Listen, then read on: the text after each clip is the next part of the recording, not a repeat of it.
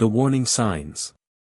The quantum sensors aboard the consortium surveillance station Omega-7 detected the anomaly at precisely 1533 Galactic Standard Time. First Monitor Zelrix, their crystalline form shimmering with concern, reviewed the readings for the third time. It wasn't possible. The energy signature they were detecting from the supposedly primitive human mining operation in the Arcturus sector shouldn't exist. Not at their technological level. Not with their limited understanding of quantum mechanics. High Counselor, Zelrix transmitted, their crystalline structure vibrating with urgency. You need to see this. High Counselor Vex Thor, representing the Galactic Consortium Security Council, materialized in the monitoring chamber.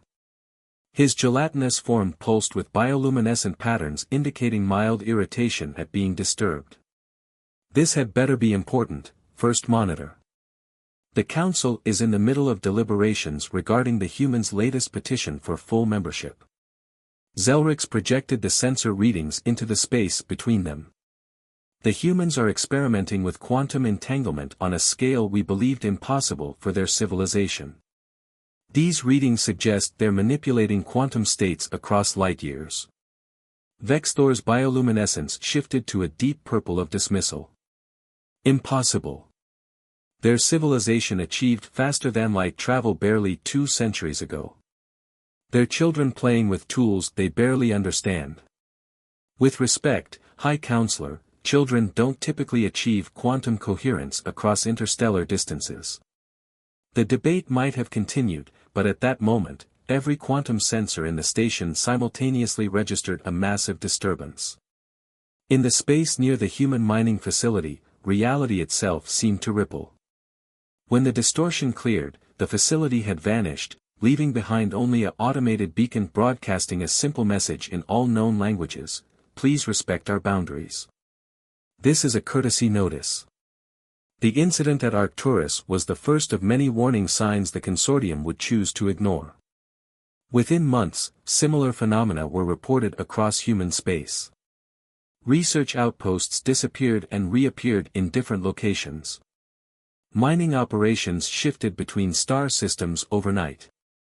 Each time, the same polite message was left behind. In the Grand Assembly Chamber of the consortium's capital world, representatives from over 500 species gathered to debate the human question. The chamber itself was a marvel of bioengineering, its living walls pulsing with neural networks that translated every language simultaneously. They're expanding too rapidly, declared Ambassador Crix of the Silicon Consciousness, their holographic form flickering with agitation. Their colonies are appearing in systems they shouldn't be able to reach. Their technology is advancing at an impossible rate. Perhaps, suggested Representative Ilara of the Photonic Collective, her light-based form casting prismatic patterns across the chamber, we should consider their request for full membership. Better to have them bound by our laws than operating independently. The chamber erupted in overlapping arguments. The humans had achieved in decades what took other species centuries. Their ships were appearing in places they shouldn't be able to reach. Their technology was evolving too fast to track. And always, they preceded any significant action with polite requests and courteous warnings. High Counselor Vex Thor raised all 4 of his appendages for silence. We are the Galactic Consortium. We have guided the development of countless species for millions of years. We will not be dictated to by newcomers who barely understand the principles of antimatter containment. That evening, the consortium passed Resolution 147-B, restricting human expansion to their home sector and limiting their access to advanced technologies. The vote was nearly unanimous, with only a few species abstaining, mostly those who had direct experience with human ingenuity. As the resolution was transmitted to Earth, First Monitor Zelrix noticed something odd in the quantum noise. Patterns that shouldn't exist, suggestions of technologies far beyond what humans should possess. They filed their concerns through official channels, but the reports were dismissed as instrumental error. The human response to Resolution 147-B came 3 days later. It was transmitted simultaneously to every consortium world, every outpost, every ship, in perfect versions of each recipient's native language. We understand your concerns. We respect your authority. We ask, politely but firmly, that you reconsider this course of action. Please don't make us demonstrate why we keep saying, please. The message was dismissed as empty posturing from a young race unable to accept their proper place in the galactic hierarchy. No one thought to ask why a species capable of transmitting instant messages to every corner of the galaxy was classified as technologically primitive. The first real warning of what was to come arrived when the consortium's premier research facility, the Quantum Sciences Institute, detected something extraordinary. The humans weren't just experimenting with quantum entanglement, they were using it for computation. The implications were staggering, but before the Institute could report their findings, every quantum sensor in known space went dark for precisely 7 seconds. When they came back online, there was a new message: final courtesy notice, please reconsider. We won't ask again. The consortium leadership interpreted this as a sign their restrictions were working, forcing the humans to resort to technological tricks and empty threats. They began implementing stricter controls, establishing checkpoints around human space, intercepting their ships for routine inspections. What they failed to understand was that humans hadn't been developing their technology in the centuries since achieving faster-than-light travel. They had been restraining it, holding back, trying to join the galactic community as equals rather than conquerors. Their politeness wasn't submission, it was control. As the consortium tightened its grip, no one thought to ask why humans always said, please. No one wondered why a species that could transmit messages instantly across the galaxy would tolerate their ships being delayed at checkpoints. No one questioned why a civilization that could manipulate quantum states across light years would accept being treated as primitive. They would learn the answer soon enough. The humans had been polite for a reason. They had asked nicely for a reason. They had said, please, for a reason. And now they were about to show the galaxy exactly what that reason was. The catalyst. The incident that changed everything began not with a bang, but with a whisper. Dr. Sarah Chen stood in the observation deck of the Helios research station, watching the quantum crystalline structure grow in the zero-gravity chamber below. After 6 months of careful experimentation, they were close to a breakthrough that could revolutionize interstellar communication. The station's AI interrupted her observations. Dr. Chen, 3 consortium vessels have just dropped out of hyperspace. They're requesting immediate docking clearance. Before she could respond, the station's quantum sensors began registering massive distortions. The crystalline structure in the chamber below started resonating at frequencies that shouldn't have been possible. They're scanning us, Sarah realized. But these energy signatures, they're not scanning for contraband. They're trying to steal our research data. The consortium had finally shown their true colors. For months, they'd been restricting human scientific endeavors under the guise of safety protocols. Now they were actively attempting to appropriate human discoveries. Sarah activated the station's quantum encryption protocols, technology the consortium didn't know humans possessed. Initiative Omega, she commanded. Full lockdown. The crystalline structure below pulsed once, then vanished, taking all research data with it. When the consortium boarding party breached the station's airlock 10 minutes later, they found only standard research equipment and very annoyed scientists. High Inquisitor Zarake of the consortium's Technology Regulation Bureau stormed onto the observation deck, her insectoid form radiating fury. Where is it? Our sensors detected quantum manipulation technology far beyond your approved development level. Sarah met the alien's compound eyes steadily. I'm afraid I don't understand, Inquisitor. We're conducting basic crystallography research here, all properly registered and approved. Don't play games with me, human. Our sensors detected dash. Your sensors detected exactly what we wanted them to detect, Sarah interrupted, her voice carrying an edge that made the consortium guard step back instinctively. Now, please leave my station. The emphasis on please sent a subtle shiver through the consortium delegation, though they didn't understand why. The Helios incident sparked a chain reaction. Across human space, research stations began reporting similar intrusions. The consortium, convinced humans were developing restricted technologies, increased their inspections. Each time, they found nothing but cooperative scientists and inexplicable energy readings.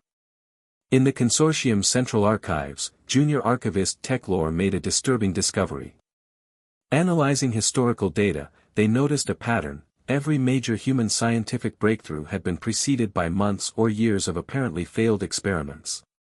It was as if they're sandbagging, Techlore whispered to themselves. They already have the technology. They're just pretending to develop it slowly. Before they could report their findings, every quantum computer in the archives simultaneously crashed. When the systems came back online, Techlore's research was gone, replaced by a simple message: please don't dig too deep. The consortium leadership, however, remained blind to the implications. In a closed session, they authorized more aggressive measures. Human ships were impounded. Research stations were shut down. Trade routes were blocked. Humanity's response came through Ambassador Michael Santos at the next consortium assembly. His speech was brief: "We understand you're afraid. Change is frightening. But please remember, we've been polite so far because we choose to be, not because we have to be." The consortium delegates laughed. The Silicon Consciousness representative's hologram flickered with amusement. "Are you threatening us, Ambassador? Your species can barely maintain quantum coherence in a laboratory setting." Santos smiled, a small, sad expression that would later haunt the dreams of everyone present. "No threats. Just a reminder that courtesy works both ways." That night, every quantum-based technology in consortium space hiccuped for precisely 1 picosecond. Most species didn't even notice. But in that infinitesimal moment, humanity demonstrated more control over quantum mechanics than the consortium had achieved in millennia. Still, the consortium escalated. They deployed their quantum inhibition fields around human space, technology designed to prevent quantum manipulation on a massive scale. The fields lasted exactly 3 seconds before they were reversed, turned into quantum acceleration zones that actually enhanced human capabilities. The message accompanying this demonstration was typically polite: "Please don't make us show you what we can really do." In the Arcturus sector, where this story began, First Monitor Zelrix made one final discovery. Analyzing the quantum noise patterns around human space, they realized the truth: humans weren't developing quantum technology. They were born with it. Something in their neural structure resonated with quantum fields naturally. Every human brain was a quantum computer more sophisticated than anything the consortium had ever built. Zelrix's report never reached the consortium leadership. Instead, they received a personal message: "Thank you for understanding. Please keep this knowledge to yourself, for now." They did. The breaking point came when the consortium attempted to quarantine Earth itself. A fleet of 10,000 ships, representing the combined might of 500 species, moved to surround humanity's homeworld. They never arrived. Instead, every ship found itself back where it started, as if the entire operation had never happened. In every command center, on every bridge, the same message appeared: "Last warning, please don't." But the consortium's leadership, convinced of their superiority, prepared for one final solution. They would demonstrate their power once and for all, show humanity its true place in the cosmic hierarchy. As the orders went out, quantum sensors across the galaxy registered something new. The background quantum field, ever present but subtle, began to shift. In laboratories, observation stations, and research centers, scientists of 1,000 species watched in awe and terror as reality itself seemed to hold its breath. Humanity had finally run out of please. The revelation. The consortium's final attack never came. Instead, something far more profound occurred. As their fleet marshaled for the assault on Earth, humans across the galaxy simply stopped pretending. In the Sirius sector, a routine consortium patrol encountered what they thought was a primitive human mining vessel. As they moved to intercept it, the ship's hull rippled like liquid mercury. In an instant, it transformed into a massive structure that defied conventional physics, its surface covered in patterns that hurt to look at. "This is the HSV Prometheus," the transmission came in perfect consortium standard. "We've been monitoring your activities for the past century. The experiment is now concluded." Similar scenes played out across known space. Human ships, stations, and colonies shed their carefully maintained disguises. What had appeared to be simple structures revealed themselves as technological marvels that made the consortium's most advanced achievements look primitive in comparison. At the Galactic core, the consortium's High Council convened an emergency session. High Counselor Vex Thor's gelatinous form quivered with barely contained panic as reports flooded in. "Impossible," he kept repeating. "They're barely out of their stone age. They only achieved faster-than-light travel 2 centuries ago." A new voice filled the chamber, transmitted simultaneously through every quantum channel. "No, Counselor. We achieved faster-than-light travel millennia ago. What you witnessed 2 centuries ago was us re-emerging after a long period of voluntary isolation." Dr. Sarah Chen materialized in the center of the council chamber. Not through hologram or projection, but through direct manipulation of quantum states. She stood there, a human woman in simple clothing, yet somehow more terrifying than any weapon the consortium had ever encountered. "You see," she continued, her voice gentle but carrying an undertone of steel, "humans have a unique relationship with quantum mechanics. We don't just study it or manipulate it, we're part of it. Every human brain is a quantum computer more sophisticated than anything you've built. We're not evolving toward quantum consciousness, we were born with it." The council chamber erupted in chaos. Representatives from hundreds of species tried to flee, only to find themselves gently but firmly held in place by forces they couldn't comprehend. "Please remain seated," Sarah said, and the word "please" now carried new weight. "There are some things you need to understand." Through quantum channels that suddenly operated at speeds the consortium had thought impossible, she shared humanity's true history. How they had achieved quantum mastery before leaving their solar system.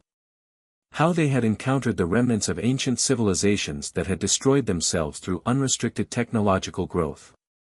How they had chosen to hide their true nature, to approach the galactic community with humility and restraint, hoping to join as equals rather than conquerors.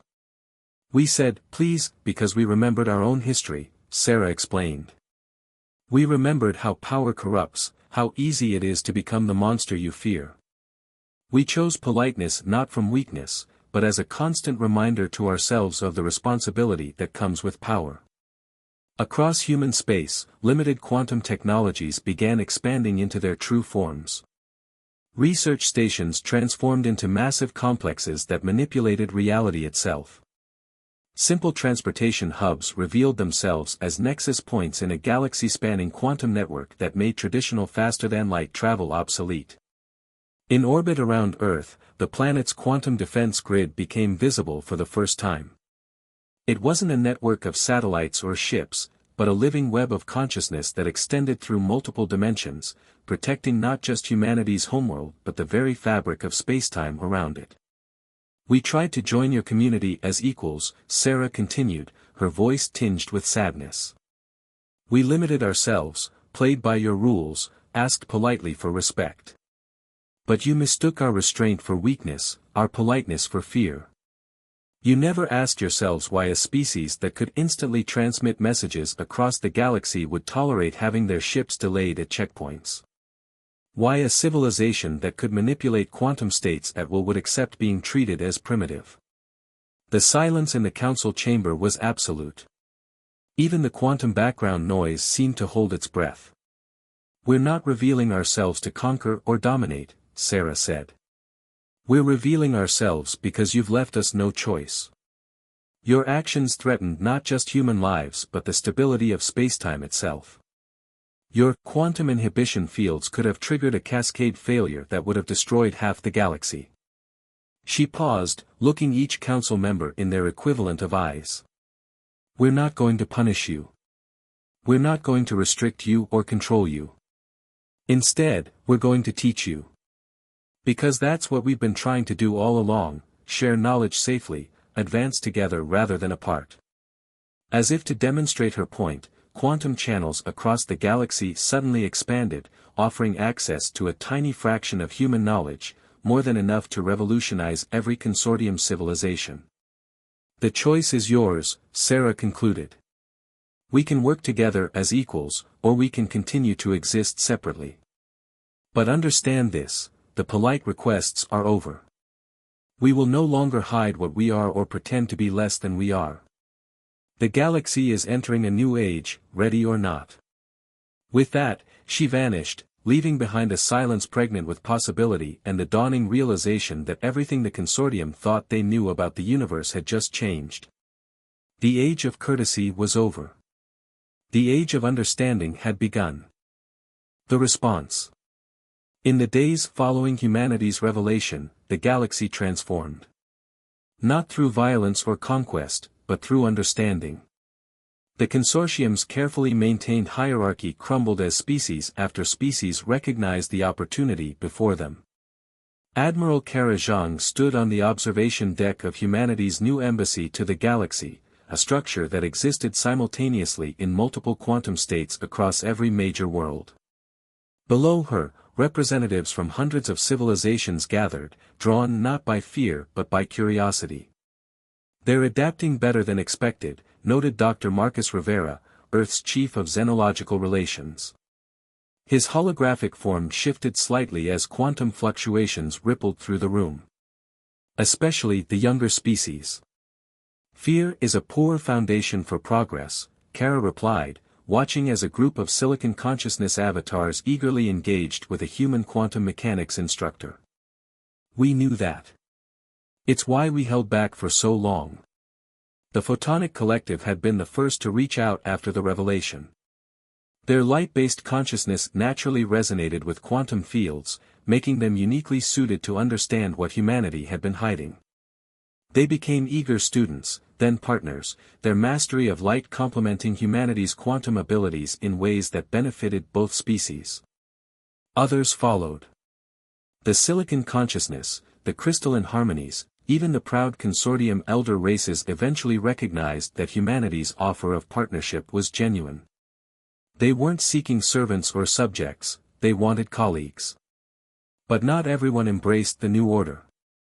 In the Carina sector, a coalition of militant species launched what they thought would be a surprise attack on human space. Their weapons, enhanced by stolen quantum technology they barely understood, posed a genuine threat, not to humanity, but to the fabric of spacetime itself. The response came not from human warships, but from reality itself. Space curved gently around the attacking fleet, creating a closed temporal loop that left them flying in circles, unable to escape but also unable to harm themselves or others. You still don't understand, came the transmission from Earth Control. We're not containing you through technology or force. We're asking the universe itself to help protect you from your own actions. This demonstration of power, coupled with such evident restraint, did more to establish humanity's new role than any military victory could have. They weren't conquerors or tyrants, they were custodians, protecting younger species from dangers they couldn't yet comprehend. In the Galactic Core, former High Counselor Vexthor, now serving as a liaison to the Human Advisory Council, made a startling discovery. Analyzing quantum patterns around human populations, he realized they weren't just manipulating quantum fields, they were part of them. Human consciousness existed partially outside normal spacetime, allowing them to perceive and influence reality in ways other species were only beginning to understand. The question isn't how we achieved this level of quantum integration, Dr. Sarah Chen explained to a gathering of xenoscientists. The question is why we chose to hide it. And the answer is simple, we remembered our own history. Through carefully controlled quantum channels, humanity began sharing the story of their development. How they had discovered their quantum nature early in their civilization. How that discovery had nearly led to their destruction as different factions fought to control this power. How they had learned, through bitter experience, that true strength lay not in the ability to dominate, but in the wisdom to refrain from domination. We didn't say, please, because we were weak, Sarah continued. We said it because we knew exactly how strong we were. Every please was a reminder to ourselves of the responsibility that comes with power. Across the galaxy, human quantum educators began working with other species, teaching them not just the mechanics of quantum manipulation, but the ethics and responsibilities that came with it. They shared their mistakes, their near disasters, their hard-learned lessons about the importance of restraint. The Arcturus Research Center, where this story began, became the galaxy's premier institution for quantum studies. There, under human guidance, species that had once been bitter enemies worked together to understand the fundamental nature of reality. The crystalline structure that Dr. Chen had been studying when the consortium attempted to steal her research became the foundation for a new form of faster-than-light communication, one that allowed instant connection across the galaxy without risking spacetime stability. But perhaps the most profound change was philosophical. Species that had prided themselves on their technological advancement began to understand that true civilization wasn't measured by power, but by how that power was used. The human example, centuries of voluntary restraint, of choosing cooperation over domination, sparked a revolution in galactic thought. "We're not your rulers," Ambassador Santos explained to the reformed Galactic Council. "We're not even your teachers, not really. We're just the ones who learned these lessons first, often the hard way. Our role now is to help others avoid our mistakes." As the galaxy adjusted to this new reality, the meaning of humanity's repeated warnings became clear. They hadn't been asking for permission or begging for respect. Each please had been a choice, a conscious decision to solve problems through cooperation rather than force, even when they had the power to do otherwise.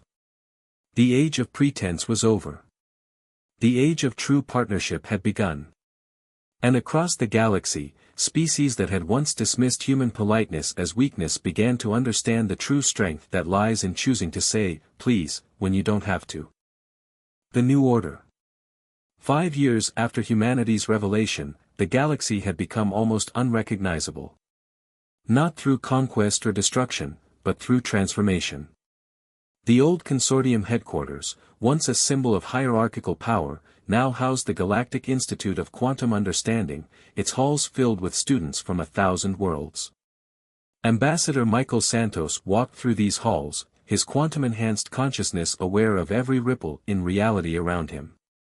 He passed learning centers where silicon consciousness constructs interfaced directly with human quantum instructors, laboratories where crystalline harmonies collaborated with photonic collective researchers, and meditation chambers where young species took their first steps into quantum awareness. "It's remarkable," observed Dr. Techlore, the former junior archivist who had first noticed humanity's deception. Now they served as the Institute's head of historical studies. "We spent millennia building barriers between species. You spent centuries finding ways to break them down without anyone noticing." "That was never our goal," Santos replied, watching a group of former consortium species working together to stabilize a quantum fluctuation. "We just wanted to join your community without forcing anyone to change. You forced our hand." The quantum web that now connected the galaxy hummed with activity. Unlike the old consortium networks, this one operated on principles of mutual respect and shared responsibility. Every species contributed according to their abilities, and even the youngest civilizations had something to teach the others. In deep space, where the militant coalition had once attempted their ill-fated attack, a new type of structure had emerged. The quantum concordance, as it came to be known, served as both a navigation beacon and a reminder. It existed in multiple quantum states simultaneously, its very presence stabilizing local spacetime while demonstrating the possibilities of cooperative development. "The most surprising thing," Dr. Sarah Chen remarked during a session of the new Galactic Council, "isn't how quickly other species adapted to quantum technology. It's how many different approaches they've discovered. Ways of manipulating reality that we never imagined. She was right. Once freed from the consortium's rigid hierarchy, species began developing their own unique relationships with quantum mechanics. The silicon consciousness created quantum computational networks that interfaced seamlessly with human consciousness. The photonic collective developed ways to store quantum information in light itself. Even the gelatinous form of former High Counselor Vexthor proved capable of quantum resonance in ways humans had never considered. But the greatest change wasn't technological, it was philosophical. The galaxy had learned that true strength didn't lie in dominance or control, but in the wisdom to choose cooperation even when you had the power to do otherwise. In the Arcturus sector, where humanity's facade had first begun to crack, a monument now stood. Not to victory or power, but to possibility.